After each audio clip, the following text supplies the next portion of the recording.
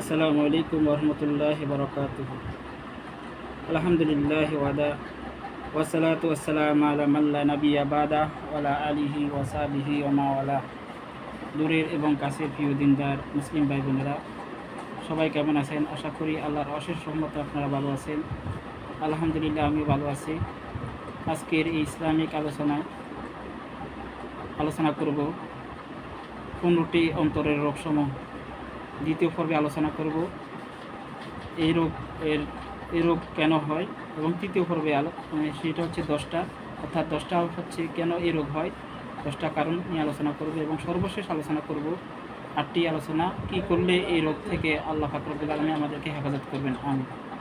তো আজকের যে বইটা থেকে আমি সাহায্য নিয়েছি সেই বইটা হচ্ছে এই বিষয়ে আলোচনা, সেটা হচ্ছে ইমাম শাইখুল হাদিস ইমাম ইবনুল কাইয়িম রাহিমাহুল্লাহ তার তার বই মাদিয়াতুস সালিকিন, অর্থাৎ এই বইয়ের মধ্যে এই আলোচনাগুলো করছেন। আশা করি ভিডিওকে স্কিপ না করে সময় নিয়ে শোনার চেষ্টা করবেন, এবং দিন শেখা দিনের হেফাজত হবে। আশা করি দিন শিখতে পারবেন, সময় নিয়ে দেখার চেষ্টা করবেন ইনশাল্লাহ। তো আমরা প্রথমে 1 নাম্বার আলোচনা করব 15টি। 1 নাম্বার হচ্ছে ইমানের অন্তর্রোগ হচ্ছে 15টি মোট। 1 নাম্বার হচ্ছে কুফর বা কুফরি করা। তো এই রোগে যাকে পেয়ে বসছে তার দুনিয়া এবং পরকাল উভয় শেষ। তো এই ধরনের ব্যক্তি তারা হচ্ছে, যেমন আমরা কোরআন যাদের ব্যাপারে শুনলাম, ফেরাউন, নমরুদ, আবু জাহেল, আবু লাহাব, উতবা, সাইবা। তো এই ধরনের অসংখ্য যারা কাফের, যাদেরকে এই রোগ পেয়ে বসেছে, তাদেরকে আল্লাহ পাক তাদের দুনিয়া এবং দিন তাদের উভয় ধ্বংস হয়ে গেছে। তো 2 নাম্বার হচ্ছে শিরক, অর্থাৎ আমাদের কিছু মুসলিম ভাইরা আছে, মুসলিম নামধারী, তারা শিরক করে, পাশাপাশি কী করে, আল্লাহর সাথে শরিক করে, অর্থাৎ বিভিন্ন ব্যক্তি বিশেষকে তাদের রবির আসনে বসানোর চেষ্টা করে। 3 নাম্বার হচ্ছে যে অন্তরের রোগ, সেটা হচ্ছে নেফাক, অর্থাৎ মুনাফিকি। যার অন্তরের ভিতরে মুনাফিকি একবার সৃষ্টি হয়ে গেছে, ওই ব্যক্তির তার দুনিয়াও শেষ এবং পরকালও শেষ, অর্থাৎ মুনাফিকি হওয়া থেকে আল্লাহ পাক আমাদেরকে যেন হেফাজত করে, আমিন। 4 নাম্বার হচ্ছে বেদাত, অর্থাৎ বেদাত হচ্ছে নতুন ইবাদত যারা তৈরি করে এবং করতে মজা লাগে।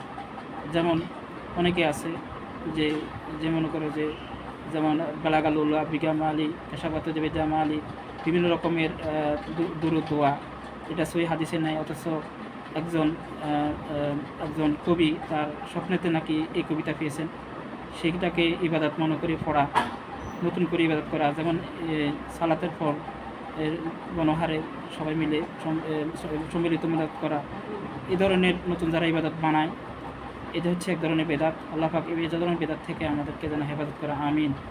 5 নাম্বার হচ্ছে রিয়া। রিয়া হচ্ছে লোক দেখানো ইবাদত, অর্থাৎ যে আমরা অনেকে আছি যে কোনো কোনো ভালো কিছু পাওয়া, নিজেকে ভালো জাহির করার জন্য সময় ভালো ইবাদত করার চেষ্টা করি। তো এই ধরনের ইবাদত থেকে আল্লাহ পাক আমাদেরকে যেন হেফাজত করে, আমিন। 6 নাম্বার হচ্ছে শাক, অর্থাৎ এই শাক হচ্ছে সন্দেহ। যেমন ইবাদত করলে যে ইবাদতটা কি আমার কবুল হয়েছে কিনা, বিভিন্ন চিন্তা, উজু করলে উজুর পানি ঠিক মতো হয়েছে কিনা, উজুটা ঠিক মতো গেছে না, এবং আরও অনেক ধরনের সন্দেহ যাদের অন্তরে ইবাদত কেন্দ্রিক ঢুকে যায় তাদেরকে বলা হয়, অর্থাৎ এই শাক, তাদের ভিতরে সব শাকের রোগ, অর্থাৎ শাকের রোগ থেকে আল্লাহ পাক যেন আমাদেরকে হেফাজত করে, আমিন। 7 নাম্বার হচ্ছে জুজুয়ুম অর্থ হচ্ছে খারাপ ধারণা সৃষ্টি হওয়া, যে আমি ভালো মানুষ, আমি যেরকম নিজেকে দাবি করি সেরকম অন্যকে দাবি করা। যেমন আমি খারাপ ব্যক্তি হইলে অন্যকে মনে করি যে ওই ব্যক্তি মনে খারাপ আমার মতো, এরকম খারাপ ধারণা করা, যারা অন্যকে খারাপ ধারণা করে, এদেরকে বলা হয় জুজুম, অর্থাৎ অন্যর ব্যাপারে খারাপ ধারণা সৃষ্টি হওয়া। এই ধরনের হওয়া থেকে আমাদের আল্লাহ পাক হেফাজত করে, আমিন। তারপর হচ্ছে 8 নাম্বার হচ্ছে হাসাদ, অর্থাৎ হিংসা। যার অন্তরে হিংসা থাকে, যেমন আমার একতলা অন্যর একতলা বাড়ি আছে, আমার কেন 2টা নাই, এই ধরনের এরকমের প্রতিযোগিতা, মানে দুনিয়া কেন্দ্রিক প্রতিযোগিতা, যাদের ভিতরে হিংসা, অমুকের দ্বন্দ্বরূপ বেশি কেন, আমার কেন হচ্ছে না, এই ধরনের যাদের ভিতরে অন্তর থাকে, এটা এক ধরনের ইমানের রোগ। আচ্ছা, 9 নাম্বার ইমানের রোগ হচ্ছে কিবির, আল কিবির, অর্থাৎ অহংকার, নিজেকে বড় মনে করা এবং অন্যকে ছোট মনে করা। আল্লাহ পাক এই ধরনের কিবির থেকে আমাদেরকে হেফাজত করুক, আমিন। 10 নম্বর হচ্ছে আল গিল্লু, অর্থাৎ অন্তরের অন্তর অন্য মুমিনের প্রতি হিংসা বিদ্বেষ থাকা। এ ব্যাপারে কোরআনে আল্লাহ আছে, কোরআন এভাবে আসছে যে গিল্লা লিল্লাযিনা আমানু রব্বানা, এভাবে বলা হয়েছে যে আল্লাহ, হে আল্লাহ, মুমিনদের প্রতি আমাদের কোনো বিদ্বেষ রেখো না। তো আজকাল আমরা দেখে গেছে যে কেউ যদি সৎ পথে চলে, সৎ পথের প্রতীক হয়ে চলার চেষ্টা করে, বা নবী সাল্লাল্লাহু আলাইহি ওয়াসাল্লাম হাদিস অনুযায়ী আমল করার চেষ্টা করে, তার প্রতি বিদ্বেষ পোষণ করে, যেমন এ ধরনের মানুষ হওয়া থেকে আমাদেরকে আল্লাহ পাক গিল্লু অর্থাৎ এই ধরনের রূপ হওয়া থেকে আমাদেরকে যেন আল্লাহ পাক বাঁচায়, আমিন। এবার 11 নম্বর হচ্ছে আল ইয়াসা, অর্থাৎ নিরাশ বা হতাশ হয়ে যাওয়া। যে যেমন যদি আল্লাহ পাক কোনো বিপদ আপদ দান করে, তখন আমরা কি করি? আমরা হতাশ হয়ে যাই। আমরা মনে করি যে এই বিপদ কেন আমাকে দিয়েছে, অন্যকে কেন দিয়ে নাই। আল্লাহ পাক রব্বুল আলামিন যেন এইসব হতাশ হওয়া থেকে আমাদেরকে বাঁচায়। তারপর যেমন বর্তমানে বিভিন্ন অঞ্চলে বন্যা হয়ে যাচ্ছে, বন্যা হচ্ছে, বন্যার কত মানুষের ঘরবাড়ি ধ্বংস হয়ে গেছে। তো তার মানে এই নয় যে আল্লাহ পাক তাকে আবার দিবেন না, অবশ্যই তাকে দেবেন। নির্দিষ্ট একটা সময় আল্লাহ তাকে সব কিছু আবার ফিরিয়ে দিবেন। সেরপরে আল্লাহর উপর তাওয়াক্কুল করতে হবে, নিরাশ যেন না হতে হয়। আচ্ছা, এবার হচ্ছে 12 নম্বর হচ্ছে আল হাওয়া, অর্থাৎ আল হাওয়া হচ্ছে আল সরি 12 নম্বর হচ্ছে আল হাওয়া আল মাহাব্বাতুল গায়রিল্লাহ, অর্থাৎ নিজের মনের খেয়াল খুশি মতো চলা। এ ধরনের মানুষ বর্তমানে আমাদের প্রচুর বাংলাদেশে, তারা নিজের মনের প্রবৃত্তিকে অনুসরণ করতেছে, নিজে যা চাচ্ছে তাই করতেছে। মন চাচ্ছে হারাম জিনিস ভক্ষণ করা, হারাম জিনিস করতেছে, বেগানা নারীর সাথে চলাফেরা। এই ধরনের হাওয়া যারা অনুসরণ করতেছে, এই ধরনের হাওয়া থেকে চলার চলতে না হয় সেতে বিধান করা, আমিন। 13 নম্বর হচ্ছে আল খাসিয়ানিন গায়রিল্লাহ, অর্থাৎ আল্লাহ ছাড়া অন্যকে ভয় করা। অর্থাৎ অনেকে আছে যে আল্লাহর থেকেও অন্য মানুষকে, অন্য ব্যক্তি বিশেষকে মন্ত্রী, আপনি প্রেসিডেন্ট, বিভিন্ন রকমের মানুষকে ভয় করে। অথচ আল্লাহ যে আমি যে আল্লাহর সাথে কেন করতেছি, আল্লাহ যে একদিন আল্লাহর কাছে জবাব দিতে করতে হবে, সেই বিষয়ে কোনো প্রকার চিন্তা তার ভিতরে নেই। তো আশা করি আল্লাহ পাক যেন আল্লাহর খাসিয়ে যেন আমাদের ভিতরে ঢুকে সে তো বিধান করে, আমিন। 14 নম্বর হচ্ছে আল ওয়াসা, অর্থাৎ অন্তরে বিভিন্ন ধরনের কুমন্ত্রণা সৃষ্টি হওয়া। অন্তরে বিভিন্ন রকমের কুমন্ত্রণা, যেমন আমি এই ইবাদতটা করছি কিনা, ইসলাম নিয়ে অন্তরে চিন্তা যে ইসলামটা সত্য কিনা, নাকি ইসলাম সত্য না, অন্য ধর্মগুলোর মতো এটা ভুয়া, মানে নাস্তিকতা আর কি, অন্তরের ভিতর সৃষ্টি হওয়া। আল্লাহ পাক এই ধরনের ওয়াসওয়াসা থেকে আমাদেরকে হেফাজত করুন, আমিন। এবার আমরা 15 নম্বর হচ্ছে খাসিয়াতুল কুলুব, অর্থাৎ অন্তর শক্ত হয়ে যাওয়া। আল্লাহর কাছে আল্লাহ পাক যেন এরকম অন্তর শক্ত হওয়া থেকে আমাদের বাঁচা, অর্থাৎ ভালো কাজের দিকে কোনো প্রকার না যাওয়া, ভালো কাজের প্রতি মানুষ আগ্রহ না হওয়া, ভালো কাজ যাদের অন্তর হয় না, এদের অন্তর শক্ত হয়ে যায়। অর্থাৎ ইবাদত করতে মজা লাগে না, ইবাদতের প্রতি আগ্রহ জাগে না, এই অন্তর শক্ত হয়ে যাওয়া। আল্লাহ পাক রব্বুল আলামিন অন্তর শক্ত হওয়া থেকে আমাদেরকে বাঁচান, আমিন। এই জন্য একটা দোয়া আছে, সবসময় দোয়াটা পাঠ করবেন, ইয়া মুকাল্লিবাল কুলুব সাব্বিত কালবি আলা দিনিক। হে আমার রব, হে অন্তর সমূহের কলবের মালিক, আমার কলবকে তুমি তোমার প্রতি অবিচল রাখো। নবী সাল্লাল্লাহু আলাইহি ওয়াসাল্লাম সবসময় পাঠ করতেন, অন্তরের কলব থেকে কলব যেন শক্ত না হয়ে যায়, কলব যেন নষ্ট না হয়, সেটা তার পিছনে চলতে চেষ্টা করতে হবে। তো এবার আমরা 15টা আলোচনা করলাম। 15টা আলোচনার মধ্যে এটা হচ্ছে শাইখুল হাদিস ইমাম ইবনুল কাইয়িম রাহিমাহুল্লাহ তার হচ্ছে মাদিয়াতুস সালিকিন বই থেকে নেওয়া। তো কোরআন এবং সুন্নাহ অনুযায়ী তিনি বিস্তারিত এভাবে লিখেছেন, আমি সংক্ষেপে আলোচনা করছি। এবার আমরা আলোচনা করব যে কী কারণে এই রোগগুলো হয় অন্তরে আমাদের, যেমন আমাদের যখন রোগ হয় এবং রোগের কী কারণে এই রোগগুলো হয় সে ব্যাপারে আমাদের অবশ্যই জানতে হবে। এ ব্যাপারে আলোচনা হচ্ছে 10টা, অর্থাৎ এই 10টা কারণে আমাদের এই রোগগুলো হয়। 1 নম্বর হচ্ছে জাহালত, অর্থাৎ মূর্খতা, মানে দিনের জ্ঞান সম্পর্কে না জানা। দিন না জানার কারণে আমাদের অন্তরের ভিতরে এই ধরনের রোগগুলো হয়। আমরা এটাও জানি যে আবু জাহেলের একটা নাম হচ্ছে আবু জাহাল, অর্থাৎ তিনি মূর্খদের পিতা। তো আল্লাহ পাক যেন রব্বুল আলামিন আমাদেরকে দিনের জ্ঞানের উপরে চলাতে বিধান করে, দিন বুঝে শুনে আমল করা যেন করতে পারি সেটা বিধান করে, আমি। আচ্ছা, 2 নম্বর হচ্ছে ফিতনা, অর্থাৎ ফিতনা হচ্ছে বিভিন্ন দল উপদল মুসলমানদের যখন সৃষ্টি হয় তখন এরকমের মানুষ এই ধরনের রোগগুলো সৃষ্টি হয়। যেমন যে আলেমকে অনুসরণ করে তাকে হক মনে করে চলতে গেলে সে অনেক সময় এ ধরনের জাহালতে পড়তে হয়। অর্থাৎ এই দিন শূন্যতা সৃষ্টি হয় তার ভিতরে। তো ফিতনার কারণেও তার অন্তর ভিতরে রোগ ঢুকে যায়, সন্দেহ ঢুকে যায়। 3 নম্বর হচ্ছে শাহওয়াত, অর্থাৎ দুনিয়াকে প্রাধান্য দেওয়া, অর্থাৎ দুনিয়াটাকে মনে করে যে এটাই আমার শেষ এবং এটাই শুরু। দুনিয়াটা মজা লিলো, দুনিয়া তোমারই হে, অর্থাৎ দুনিয়াটাকে মনে করে যে সব কিছু। তো এই ধরনের মানুষ বর্তমানে আমাদের দেশে প্রচুর। আল্লাহ পাক রব্বুল আলামিন আমাদেরকে দুনিয়াটাকে এমনভাবে দেখতে হবে যে দুনিয়াটা হচ্ছে একটা ফুটবলের মতো। ফুটবলটাকে যদি আপনি আদর করে শোকেসে রেখে দেন, তখন আপনি বিশ্বকাপ বা গোল দিতে পারবেন না। আপনি ফুটবলটাকে ব্যবহার করবেন যেন ফুটবল দিয়ে আপনি গোল দিতে পারেন, তাহলে অবশ্যই আপনি ভালো খেলোয়াড় হিসেবে গণ্য হবেন। তো দুনিয়াটাকে আপনি যদি এই ফুটবলের মতো ভালোবেসে যদি দুনিয়াটাকে ভোগবাদী বানান, তাহলে আপনার ওই ফুটবল আলার ব্যক্তির মতোই অবস্থান হবে। আল্লাহ পাক আমাদেরকে যেন দুনিয়াটাকে ক্ষণস্থায়ী হিসাবে যেন আমরা দেখতে পারি, সেই থেকে যেন দান করে, আমিন। আচ্ছা, তারপর হচ্ছে 4 নম্বর হচ্ছে শুরুহাতা হচ্ছে আকীদার ক্ষেত্রে সন্দেহ, অর্থাৎ আমরা অনেকে মুসলিম দাবি করি, কিন্তু নিজের সত্যিকারের আকীদা সম্পর্কে আমাদের ধারণা নেই, বা ইমানের রকম কয়টা, ইমান কী কারণে ইমান ভেঙে যায় এবং কিসের উপরে কী কারণে ইমান নষ্ট হয়, এই ধরনের সম্পর্কে অনেকে জানে না। তো আমাদের অবশ্যই আকীদার ক্ষেত্রে আমাদের জানতে হবে, এবং যেমন আকীদার ক্ষেত্রে সন্দেহ নিবেদিত না হতে হয়, সে যেন সে উপর থাকতে হবে আমাদের। তো 5 নাম্বার হচ্ছে আল গাফলাতা আল জিকিরিল্লাহ, অর্থাৎ আল্লাহর জিকির থেকে গাফেল হয়ে থাকা। বর্তমানে আমাদের মোবাইল যুগ, জ্ঞান বিজ্ঞানের যুগ দাবি করলেও আমরা এই জ্ঞান বিজ্ঞান যেরকম মানুষের জীবনটাকে সহজ করে দিয়েছে, ঠিকভাবে আবার কঠিনও করে দিয়েছে। আমরা আগে দেখতাম মুরব্বীরা জিকির আজগার করতো এবং তারা আল্লাহকে প্রায় স্মরণ করতো। এখন আমরা দেখি পাই যে আমাদের একটু সময় পেলে আমরা কী করি, মোবাইল নিয়ে বসে পড়ি, বিভিন্ন খেলাধুলা গল্প গুজব নিয়ে বসে পড়ি। তো জিকির করতে হবে, এবং জিকির শব্দটা ব্যাপকভাবে আসছে কোরআন হাদিসে। যেমন আপনি অফিসে যখন কাজ করবেন, তখন মানে আপনি জিকির করলেন। আপনি যখন আপনাকে একটা কোটি টাকার একটা দায়িত্ব দিছে, আপনি ওই টাকাগুলোকে হেফাজত করা, এটাও এক ধরনের জিকির। অর্থাৎ আমি এখান থেকে যদি 1 লক্ষ টাকা যদি আমি এখান থেকে সরে ফেলি, তাহলে কেউ দেখবে না, একমাত্র আল্লাহ দেখবে। এটা এক ধরনের জিকির। তো জিকির যেহেতু আমাদের মুখে বলতে হবে, এবং আল্লাহকে ভয় করে চলার নামও জিকির বলা হয়।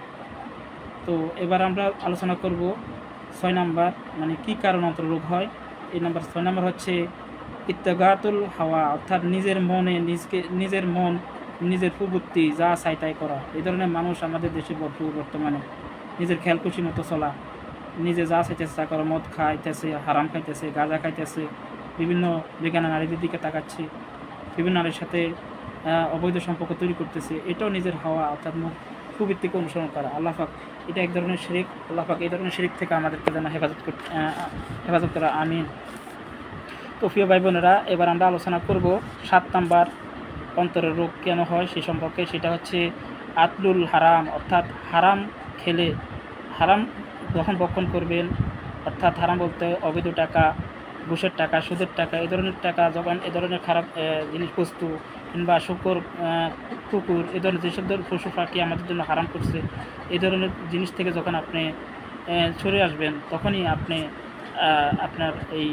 আপনার অন্তরে যদি যখন খাবেন, তখন আপনার অন্তরে এই রোগ বাসা বাঁধবে, অর্থাৎ অন্তর রোগে বাসা বাঁধবে। তো এবার আমরা 8 নাম্বার আলোচনা করব। 8 নাম্বার হচ্ছে আল আইনিন, অর্থাৎ দৃষ্টির হেফাজত না করা। বর্তমান হচ্ছে ফিতনা ফাসাদের যুগ। যেমন বিভিন্ন নারীরা বিপদে যখন চলাফেরা করতেছে, আমরা দেখি অনেকক্ষণ ধরে দৃষ্টি থেকে তাকে দেখতেছি। তো এটা মুমিনের কাজ নয়, আমাদের ভয় করতে হবে। এবং চোখ হচ্ছে মনের দরজা। যখন চোখ দিয়ে কোনো কিছু একবার দেখা হয়, তখন ওইটা অন্তরে গিয়ে হিট করে। তো আল্লাহ পাক হারাম সম্পর্ক থেকে এবং হারাম কিছু দেখা থেকে আমাদেরকে যেন তৌফিক দান করে, আমিন। 9 নাম্বার হচ্ছে আল গীবত, অর্থাৎ পরনিন্দা করা। অনেকে নিজের সমালোচনা না করে অন্য মানুষেরকে নিন্দা করতেছে, তাকে ছোট করার জন্য যত রকমের ফন্দি ফিকির আছে সে করতেছে। এরকমের যারা গীবত করে, শাহরত করে, আল্লাহ পাক এই ধরনের হওয়া থেকে আমাদেরকে রক্ষা করুন, আমিন। 10 নম্বর হচ্ছে আল ইশাকাত, অর্থাৎ দুনিয়া করে ব্যস্ত হয়ে যাওয়া। আমরা এমনও বেশি মানুষ দেখছি যারা দুনিয়াটাকে মনে করে যে এটাই মানে সর্বশেষ, তো এটাই মনে আমাদের আর এরপরে আমাদের পরজগৎ নেই, বা দুনিয়ার সম্পদকে লালন পালন করতেছে, জাকাত দিচ্ছে না, হজ করতেছে না, টাকা নষ্ট হয়ে যাওয়ার ভয়ে।